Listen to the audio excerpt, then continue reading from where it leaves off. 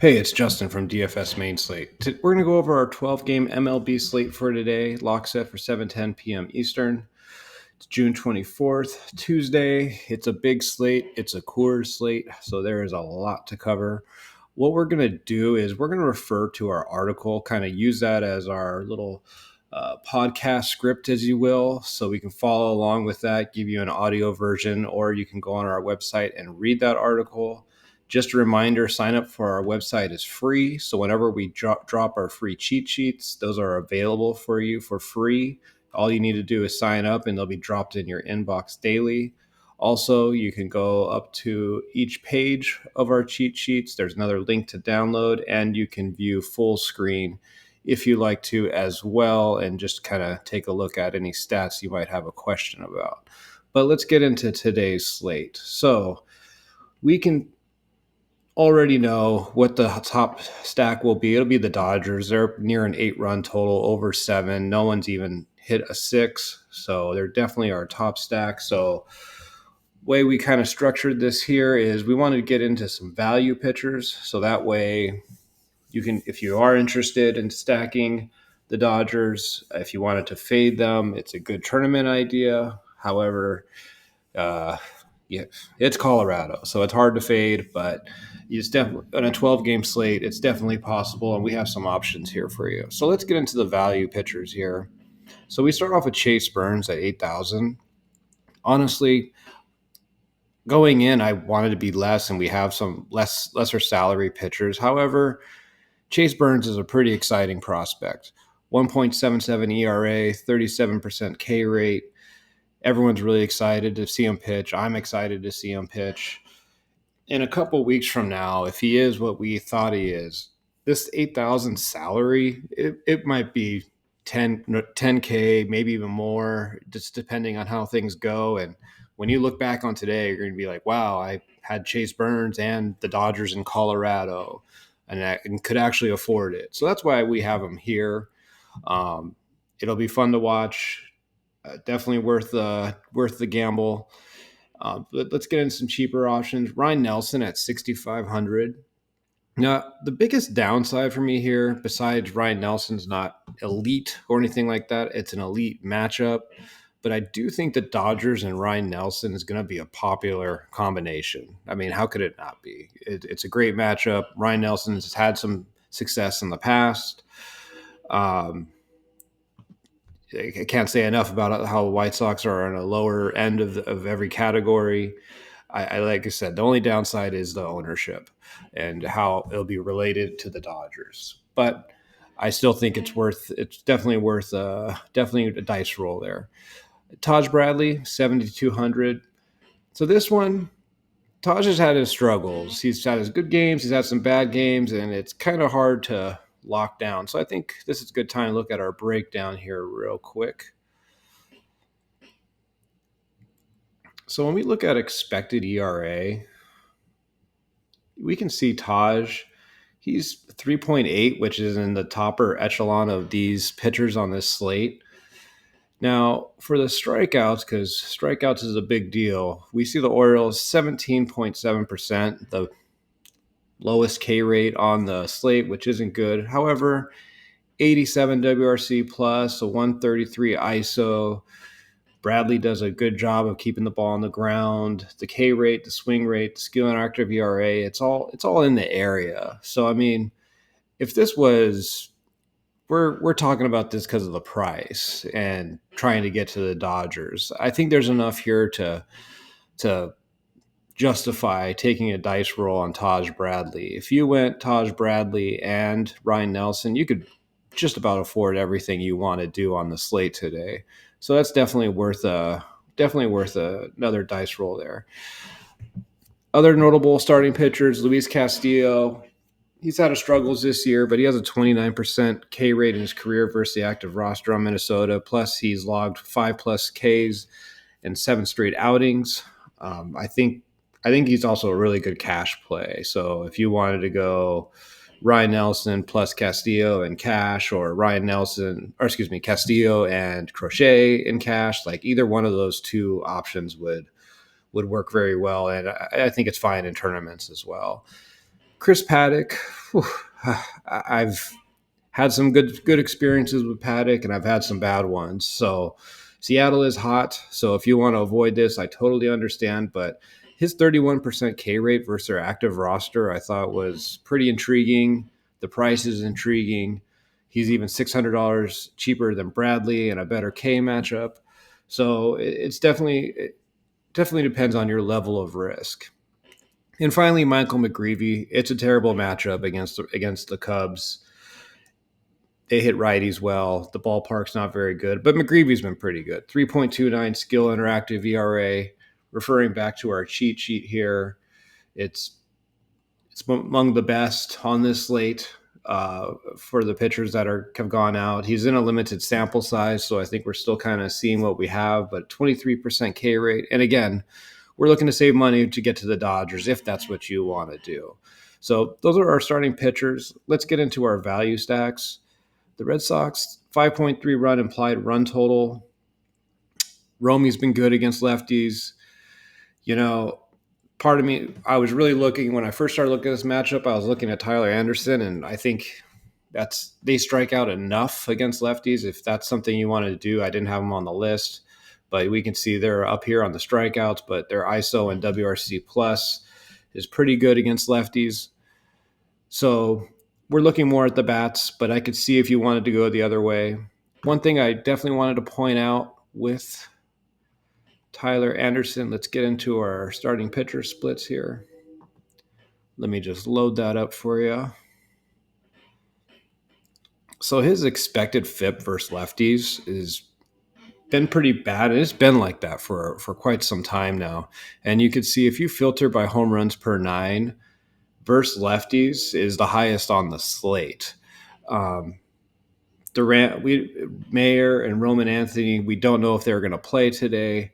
We haven't seen them hit much against lefties. Durant typically hasn't been that great against lefties, but I think it's a good play. You still get their bullpen. Angels bullpen is not great, so I think that is definitely worth noting on the Red Sox.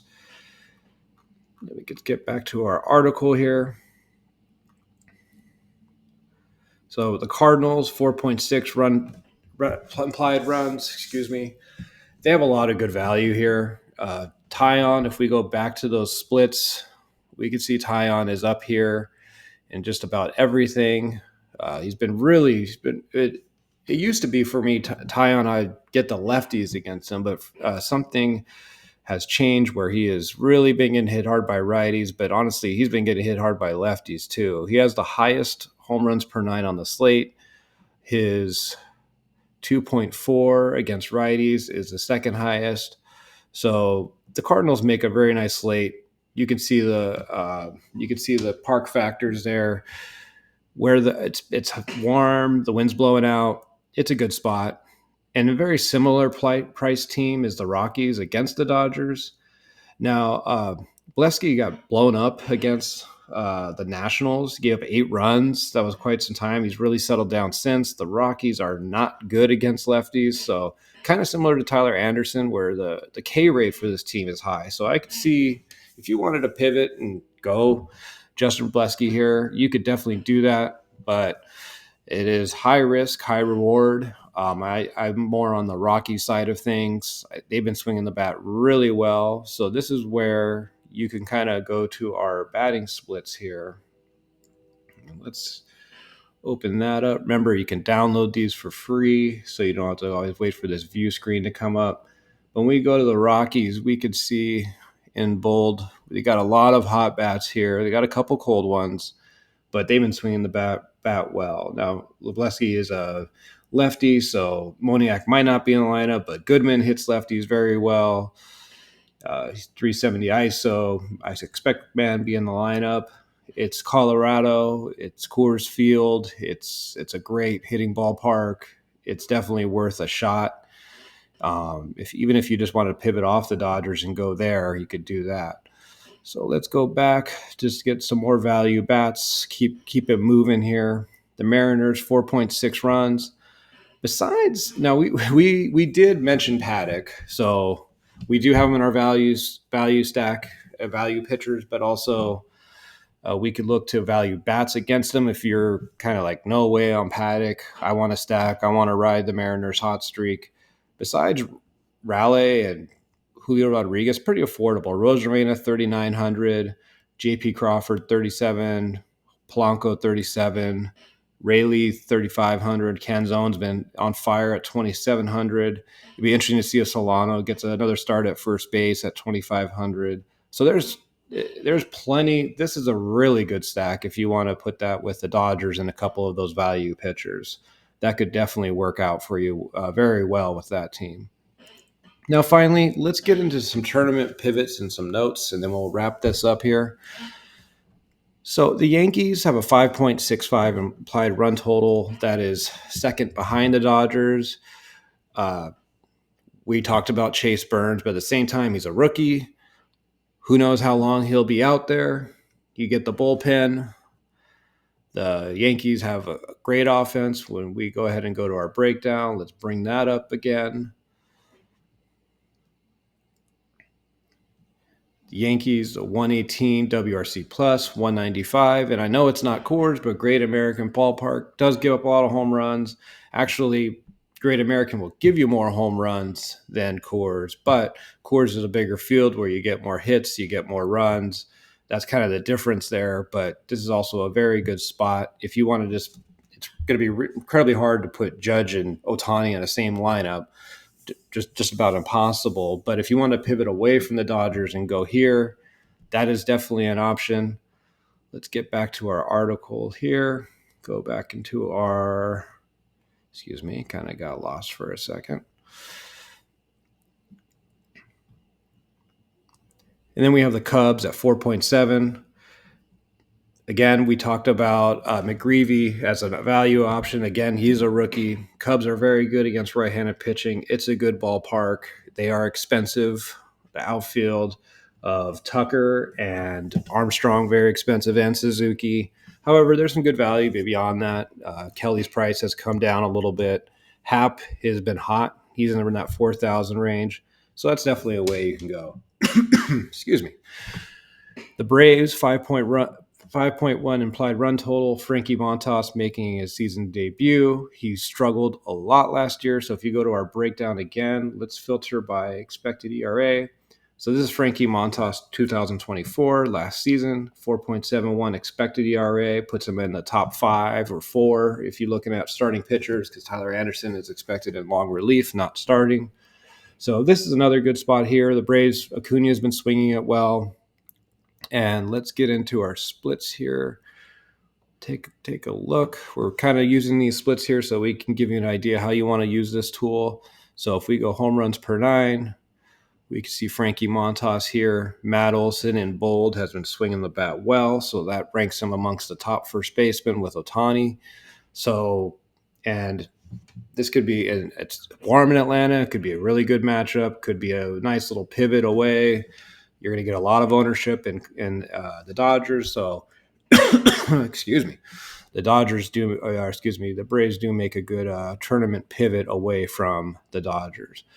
Just a quick note on the Diamondbacks, 4.9 implied run total. I do expect some ownership here, but it's important to note that Carroll and Suarez aren't expected in the lineup.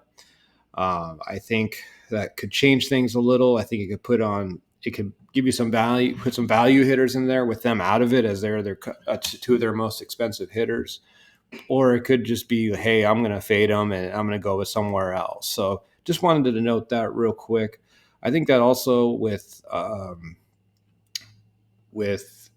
excuse me, let me go ahead and filter. With Suarez out, I think that ensures some interesting value because, Muncy's at 4,900, Suarez 4,700. We're looking at the third basemen here on our starting pitcher splits. So Muncy, for Colorado and 4,900, Muncy's not, and Edmund at 4,200, it's really not that expensive. So, if you wanted to kind of pivot away from the bigger bats and go to those two guys, that's an interesting way to go as well. But I think Suarez being out definitely opens things up at third base, and there's some value there. It's just kind of up to you if you wanted to go all the way up. So our top starting pitchers. So this is kind of outside of Crochet. Peralta against the Pirates. Valdez has really good numbers against the Phillies. Spencer Strider. You can always go there. A little been struggling with the long ball a little bit to lefties. Where's he at with his home runs per nine? I've been watching his outings, so I know he's been giving up some home runs. That's not too bad. 1.4, 27% K strikeout rate. So the the quality of contact's a little high, but he's still getting guys, and the walks have been hurting him as well. That's a reason for our higher xFIP here. But it's Spencer Strider. Don't overthink it. Rodon against the Reds. Again, the ballpark isn't great. It's 90 degrees in Great American Ballpark, so that could be a tough matchup. And Chris Bubich at 9,000. I really do like Chris Bubich. He has been struggling his last two outings, so you actually might get could be a little bit of ownership discount, or maybe he'll get a lot of ownership because amongst these high, he is the low. And the Rays do have a high strikeout rate. When we're looking here at our breakdown, we could see their fourth highest in strikeout rate against a very good pitcher. So Bubich, who would be not 800 more than Castillo, pretty good option there. He's at home. It's 89 degrees. There is some wind blowing out. But if he's doing what he's doing, we're not too worried about that. So that is all for today. We will, in about an hour and a half, we'll drop a post here on our website of some more value plays, more guys if you want to get into the expensive pitching. If you wanted to get into the Dodgers or any other high-priced bats, those can kind of help you. We'll post that in about an hour and a half. Just a reminder, follow us here on any of these platforms. Please feel free to email us if you have any questions. A lot of this site has changed over the last couple of weeks because of your insights, so they're greatly appreciated. Follow our website to get these cheat sheets that we've shown you here as soon as they drop in the morning.